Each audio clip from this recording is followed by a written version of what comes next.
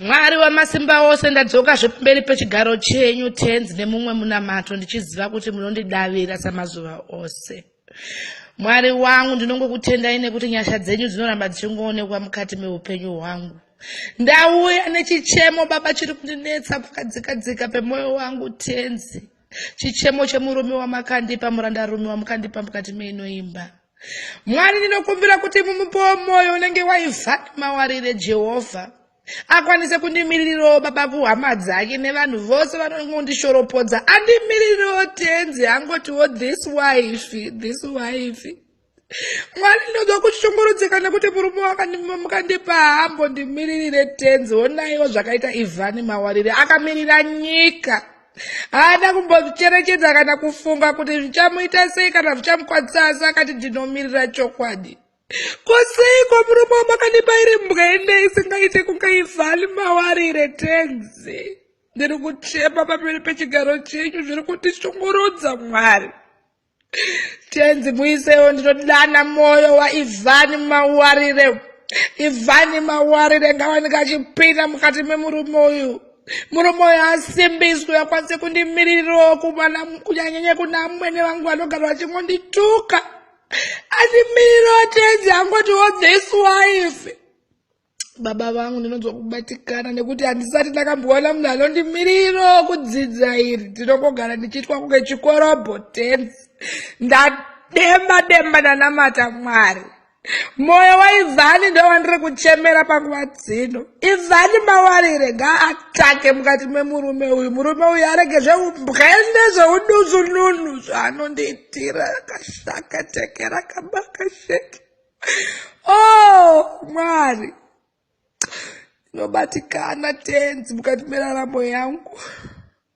Ndakabatikana ndichiona Evan akasungwa tenzi achiendeswa kuchiturongo asi hazvina kuchinja moyo wake tenzi.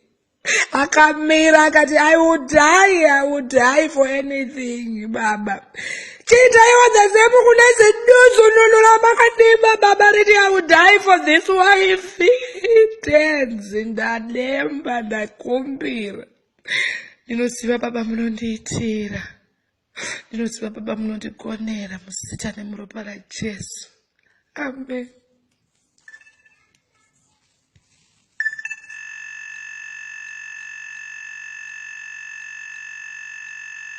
Ndituka. Andimirirawo tenzi angotiwo this wife. Baba vangu ndinonzwa kubatikana nekuti handisati ndakamboona munhu anondimirirawo kudzidza iri. Ndinongogara ndichiitwa kunge chikorobho tenzi. Ndademba ndanamata Mwari. Moyo waEvan ndo wandiri kuchemera panguva dzino. Evan Mawarire ngaatake mukati memurume uyu. Murume uyu arege zveumbwende zveuduzu chokwadi. Koseiko murume wamakandipa iri mbwende isingaite kunge Evan Mawarire tenzi. Ndiri kuchepa pamberi pechigaro chenyu, zviri kundishungurudza Mwari. Tenzi muisewo ndinodana moyo waEvan Mawarire. Evan Mawarire ngawanika achipinda mukati memurume uyu. Murume uyu asimbiswe akwanise kundimirirawo kunyanyanya kuna amwene vangu vanogara vachingondituka. Mwari wamasimba ose ndadzoka zvepamberi pechigaro chenyu tenzi nemumwe munamato ndichiziva kuti munondidavira samazuva ose.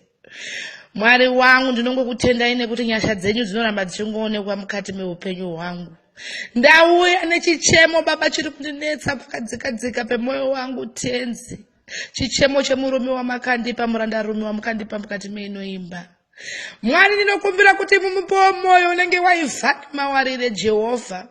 Akwanise kundimirirawo baba kuhama dzake nevanhu vose vanongondishoropodza. Andimirirawo tenzi angotiwo this wife.